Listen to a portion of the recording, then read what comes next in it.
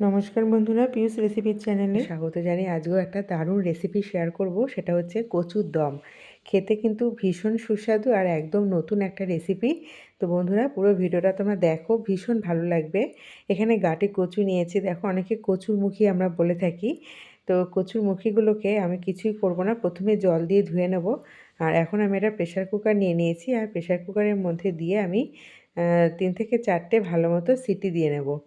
তোমাদের যদি মনে হয় তোমরা কচুরমুখী বা গাঁটি কচু যেটাই বলি না কেন, অর্ধেক করে কেটে নিতে পারো মাঝখান দিয়ে। তবে আমি কিন্তু কাটিনি, আমি গোটা অবস্থাতে এটা সিদ্ধ করব, কারণ বেশি নরম করব না। আর বেশি নরম করলে কিন্তু ভেঙে যাবে। তো দেখো আমার কচুগুলো সুন্দর সিদ্ধ হয়ে গেছে, আর কি সুন্দর হাত দিয়ে কিন্তু আমি ছাড়াতে পারছি।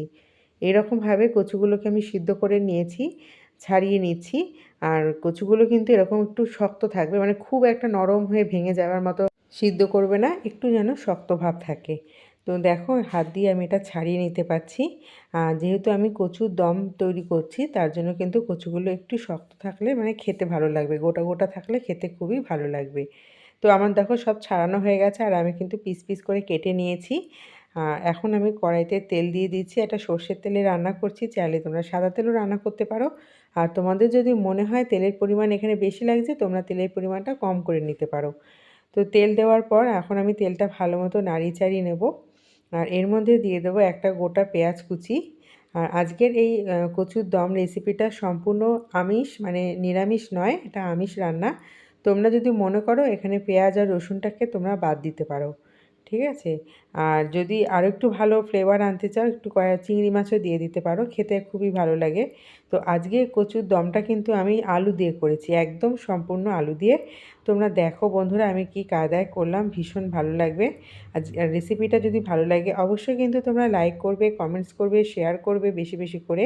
আর চ্যানেলে নতুন বন্ধু হয়ে থাকলে চ্যানেলটিকে সাবস্ক্রাইব করে রাখবে, পাশে থাকা বেল আইকনটি অন করে রাখবে। যখন নতুন রেসিপি আপলোড করব নোটিফিকেশনটা তোমাদের কাছে প্রথমে পৌঁছে যাবে।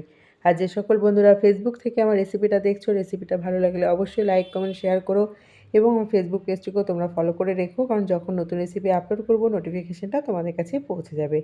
তো বন্ধুরা পেঁয়াজটা আমি তেলের ওপর দিয়েছি, আর লো টু মিডিয়াম আছে আমি পেঁয়াজটাকে ভেজে নেব।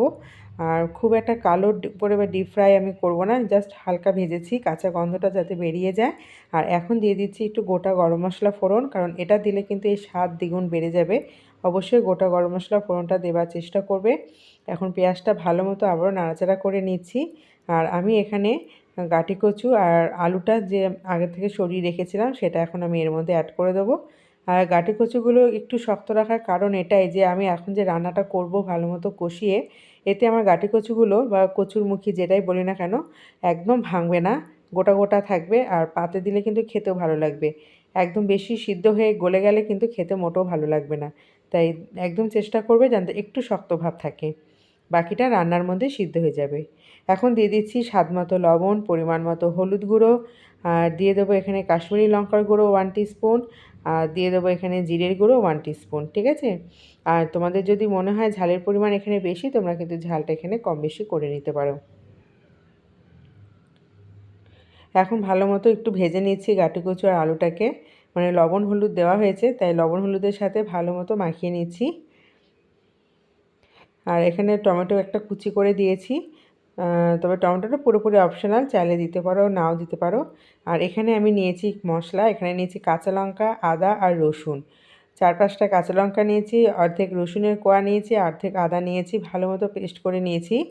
আর দিয়ে দিলাম এখন পরিমাণ মতো, মানে 1 টিস্পুন করে দিচ্ছি কাশ্মীরি লঙ্কার গুঁড়ো, আর 1 টিস্পুন দিয়ে দিচ্ছি জিরের গুঁড়ো। এখন ভালো মতো আমি কচুটাকে কষিয়ে নেব আলু সমেত মশলা দিয়ে। তো আজকের এই ইউনিক কচু রেসিপিটা বন্ধুরা অবশ্যই অবশ্যই বাড়িতে তোমরা ট্রাই করো, কারণ এইটা খেতে কিন্তু দুর্দান্ত মজা লাগে এবং ভাত দিয়ে খেতে অসাধারণ লাগে, এমনকি তোমরা এটা রুটি দিয়েও খেতে পারো। তো দারুণ মজার একটা রেসিপি। আর তোমাদের যদি মনে হয় তেলের পরিমাণটা বেশি, অবশ্যই তোমরা তেলের পরিমাণ এখানে কম করে নিতে পারো। তো এরকম কায়দায় অবশ্যই তোমরা কচুর দম একবার বানিয়ে দেখবে বন্ধুরা, বাড়ির সকলে কিন্তু ভীষণ ভালোবাসবে খেতে। আমার কিন্তু কষানোটা প্রায় হয়েই গেছে, দেখো বন্ধুরা কত সুন্দরভাবে কষিয়ে নিয়েছি, আর সুন্দর একটা রং এসেছে। আর এখন আমি ঢাকা দিয়ে 2-3 মিনিট রেখে দিয়েছিলাম মিডিয়াম আছে, কারণ ঢাকা দিয়ে কষালে কিন্তু কষানোটা সুন্দর হয় এবং সুন্দর একটা তেল বেরোতে শুরু করে, তার জন্যই আমি এটা ঢাকা দিয়ে কষিয়ে নিয়েছি। এখন এর মধ্যে দিয়ে দেবো আমি জল, পরিমাণ মতো এখানে জল নিয়েছি। মিক্সারের বাটির মধ্যে জলটা নিয়েছিলাম, কারণ তার মধ্যে কিছুটা মশলা ছিল।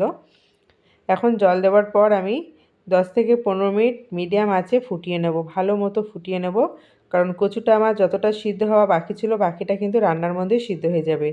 তো বন্ধুরা দেখো, আমি এটা তুলে নিয়েছি ঢাকনাটা এবং ভালো মতো নাড়াচাড়া করছি। আর কচুটা আমার কতটা সিদ্ধ হলো দেখো, এখনও কিন্তু আরেকটু সিদ্ধ হওয়া বাকি আছে। তো চলো আরও 10 মিনিটের মতো ঢাকা দিয়ে রেখে দিই কচুটাকে। আলুগুলো কিন্তু সিদ্ধ হয়ে গেছে, কিন্তু কচুটা আমার এখনও সিদ্ধ হওয়া বাকি আছে।